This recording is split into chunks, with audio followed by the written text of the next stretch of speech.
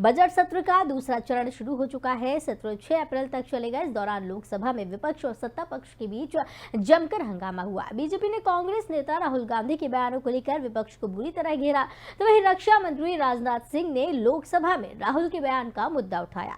राज्यसभा में बीजेपी नेता पीयूष गोयल ने भी राहुल गांधी के बयान का मुद्दा उठाया और कांग्रेस नेता से माफी की मांग की।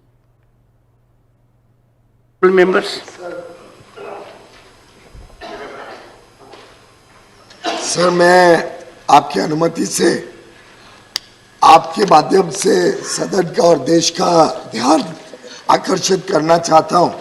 किस प्रकार से बहुत ही शर्मनाक तरीके से एक विपक्ष के वरिष्ठ नेता ने भारत के लोकतंत्र के ऊपर प्रहार किया। भारत में जिस प्रकार से एक विदेशी देश में जाके जिस प्रकार से उन्होंने भारत की सेना का अपमान किया, भारत के सदन का अपमान किया, अध्यक्ष का अपमान किया, जिस प्रकार से उन्होंने प्रेस का अपमान किया, जुडिशरी का अपमान किया, और पूरे देश ने देखा कि विदेशी धरती पर जाकर विपक्ष के नेता ने किस प्रकार से पूरे भारतवासियों के ऊपर चोट लगाई है। मैं समझता हूँ पूरे देश और हर भारतवासी का उन्होंने माफी मांगनी चाहिए। उन्होंने यहाँ के सेना की माफी मांगनी चाहिए, सदन में आके प्रेस की, जुडिशरी की, भारत में जो लोकतंत्र चल रहा है उस पर उनके प्रहार की शर्मनाक तरीके, बड़े ही शर्मनाक तरीके से एक विपक्षी नेता विदेशी देश में जाता है और भारत के लोकतंत्र पे अनाप शराब बातें करते हैं। भारत की प्रेस, भारत की जुडिशरी, भारत की मीडिया, भारत के इलेक्शन कमीशन, भारत की सेना सभी के ऊपर आरोप लगाते हैं और एक प्रकार से जो पूरा विश्व आज भारत की गुणगान कर रहा है, भारत के लोकतंत्र की गुणगान कर रहा है। भारत लोकतंत्र की जननी है। It is the mother of all democracies. मुझे लगता है कि ये विपक्षी दलों ने भारत का अपमान करना तय किया।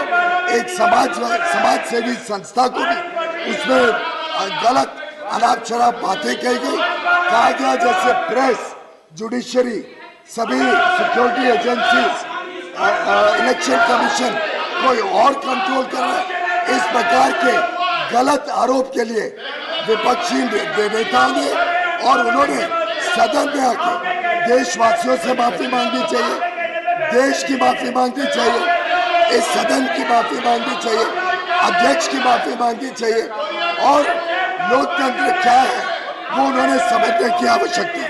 सर, लोकतंत्र को खतरा तब था जब भारत के फंडामेंटल राइट्स सस्पेंड किए गए इमरजेंसी में।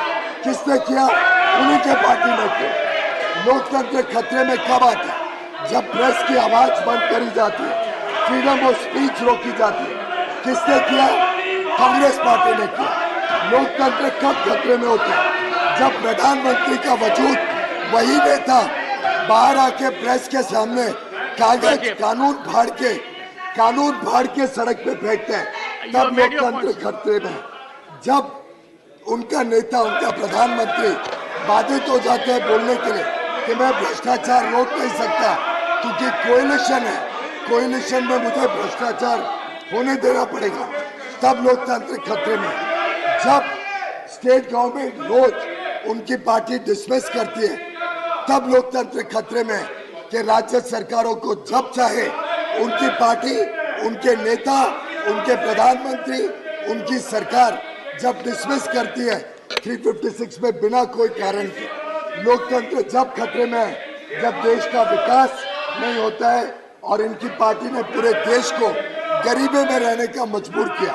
सर, वो लोकतंत्र बचाने के लिए इनको सबसे पहले सदन में आके इनके नेता को माफी मांगनी पड़ेगी, देश की माफी मांगनी पड़ेगी, देशवासियों की माफी मांगनी पड़ेगी, सेना की माफी मांगनी पड़ेगी, प्रेस की माफी मांगनी पड़ेगी, जुडिशरी की माफी मांगनी पड़ेगी, इलेक्शन कमीशन की माफी मांगनी पड़ेगी, आपकी माफी मांगनी पड़ेगी और इस पूरे सदन की माफी मांगनी पड़ेगी। श्री राहुल गांधी जो इसी सदन के सांसद हैं, राहुल गांधी ने लंदन में जाकर भारत को बदनाम करने की कोशिश की है और कहा है कि भारत में लोकतांत्रिक व्यवस्था पूरी तरह से तहस नहस हो रही है और विदेशी ताकतों को आकर यहां पर भारत के लोकतंत्र को बचाना चाहिए।